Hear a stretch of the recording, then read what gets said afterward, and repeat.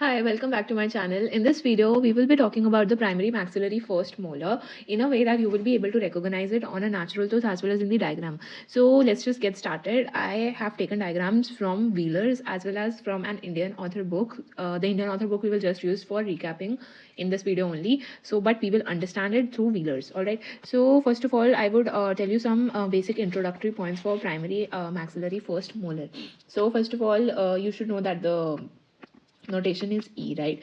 And now let's so it is one of the smallest among all molars in both dentations. All right, then it is considered as an intermediate between premolar and a molar. Now why is it so? Why am I telling this point? Because in crown form occlusally it resembles a premolar, and in the root it resembles a molar. All right, then yeah, so now let's just see the aspects. So for the aspects, what you need to know is that as I'm telling, just see in the diagram and make out what I'm speaking. All right, so first of all we will talk about the labial aspect, right? The labial aspect. Now all the points that I will be enlisting, you just have to see in the diagram. So first point is outline. Now outline is generally the shape. So see, this is going like this. So what shape is this? It is trapezoidal, right? So trapezoidal. Then second point is that you can see that the cervical line is more distinct, right? What is the cervical line? I'm referring to this line. It is more distinct, right? Then coming on to the tooth. Now what you will see is that the tooth is wider, more wider mesiodistally than cervico-occlusally.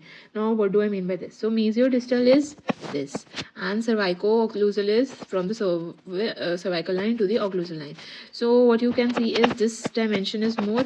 Basically what you mean by this point is that the width is more than the height. Okay, this is the layman thing that they are trying to say. All right, so then what you will see is, can you see any grooves here? No. So basically buccal surface is smooth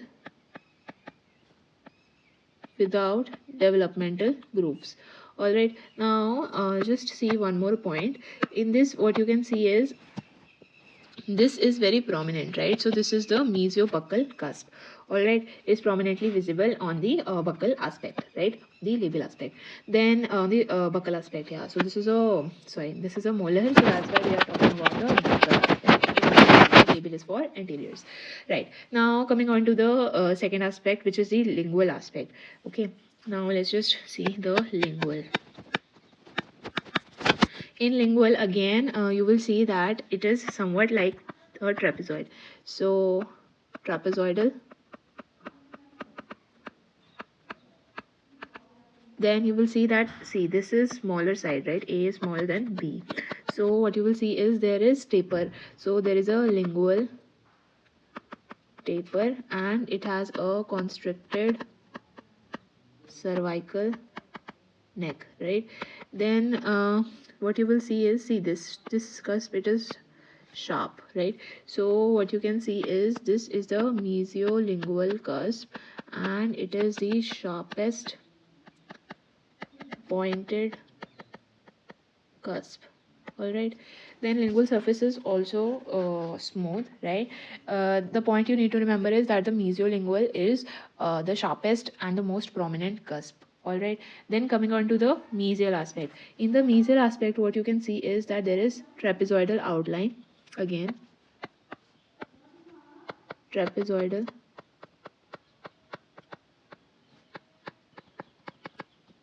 outline. Now what I want you to know in this is, see this diagram here. What you can see is this while it is cervical, it is see, this is the cervical end, right? And this is the occlusal end. Same as this one, occlusal, and this is cervical. Now can you see that the width at cervical is more than occlusal. So this is the point you have to mention in the mesial aspect. Then there is one more thing in the distal aspect. See this one and see this one. Which one is smaller? It is the distal aspect one. So on distal aspect, the width at occlusal at the occlusal outline is less than the width at occlusal from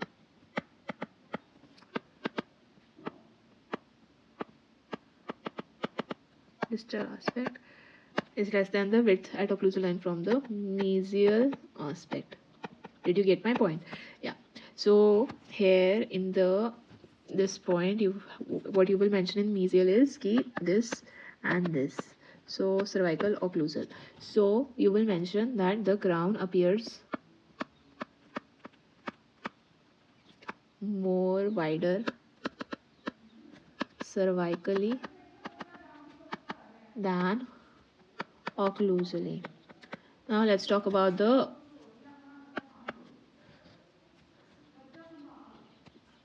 occlusal outline. Now occlusal outline is quadrilateral. Then in this it basically resembles a premolar, as I told you before. So now know that there are 4 cusps. Okay, 2 major, 2 minor. Major is mesiobuccal and mesiolingual. 2 minor, distobuccal and distolingual. Now I will just tell you 2-3 more points. I'll tell you through the diagram only. See, first of all, see this. I told you that mesiolingual cusp is the sharpest and the prominent cusp, right? So if you see in this diagram, this will be our mesiolingual cusp. Okay. Then what you see is, see the trace line that I will do. See this, then this, then this, like this, right? So what you will see is, this is the central developmental groove. Okay. Then we have something like this bifurcation. Okay. Then we have this bifurcation.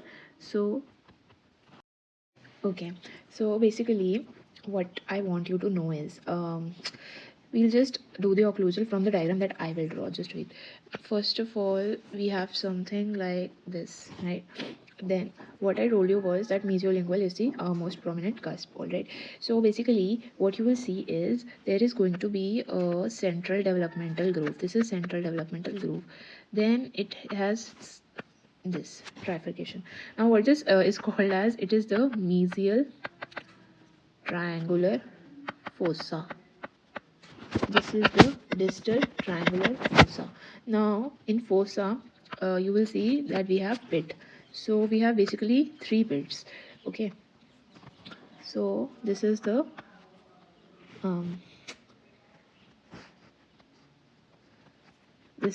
mesial pit, this is the central pit, this is the distal pit. Okay, now see from this.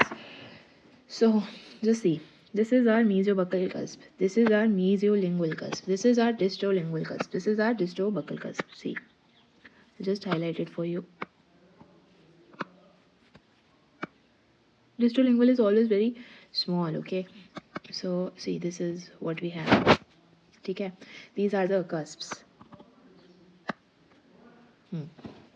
Then just follow what I say.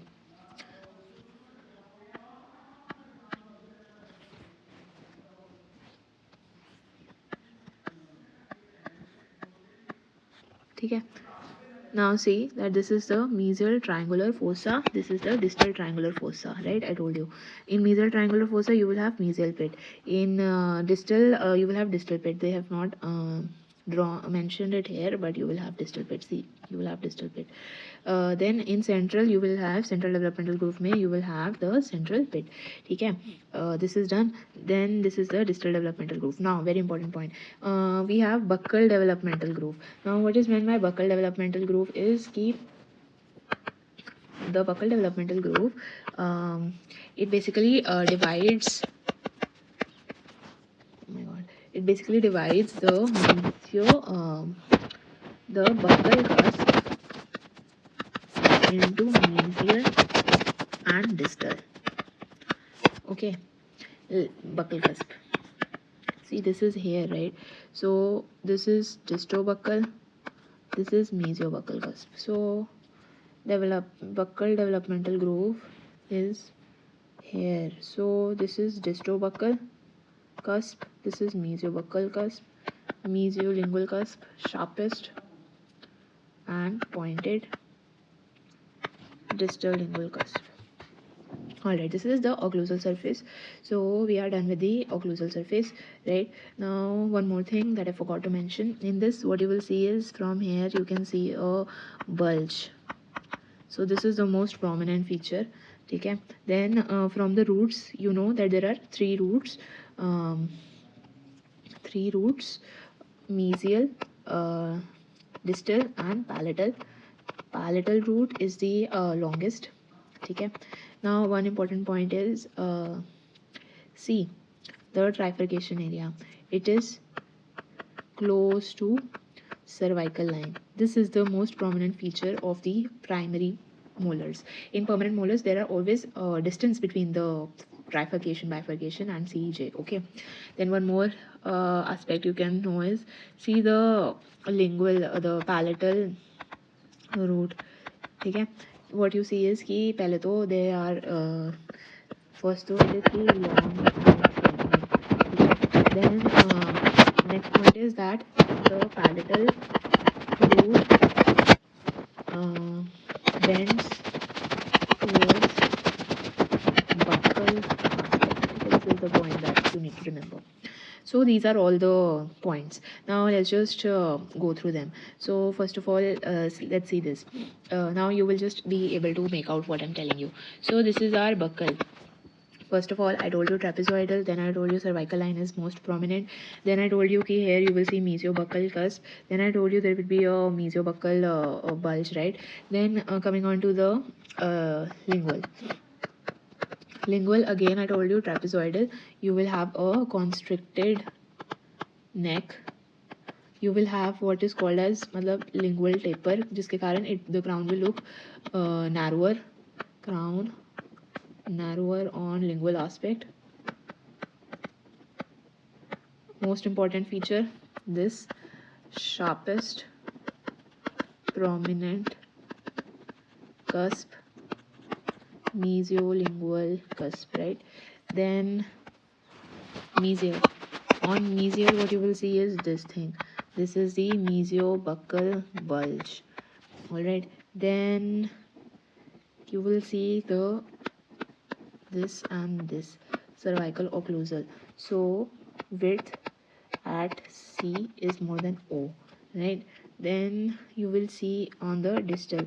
Distal may you just have to remember one point कि it is more narrower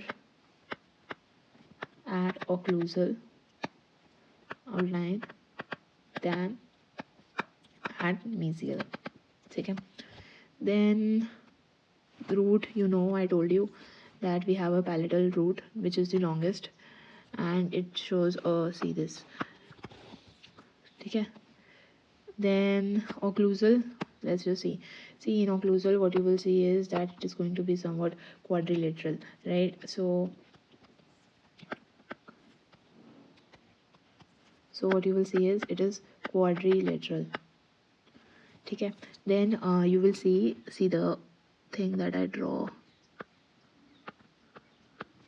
So mesial triangular fossa, distal triangular fossa, central pit, then mesial pit, distal pit. This is central developmental groove. This is buccal developmental groove. Buccal developmental groove is basically dividing the the buccal cusp. Buccal cusp into mesiobuccal and distobuccal. All right. Then this is the points for the occlusal. So then how many cusps it has? This is the mesiolingual, this is mesiobuccal, this is distolingual, this is distobuccal. So it has 4 cusps, right? Then it has 3, I told you it has 3 pits, then 2 triangular fossa, right? Okay. So this is the point. Then this I already told you. So yeah, so this is what you need to know in the primary maxillary first molar. I hope I made it easier for you to understand. In case you like the video, do subscribe to my channel. Also, you can tell me which thought to cover next. Thanks for watching.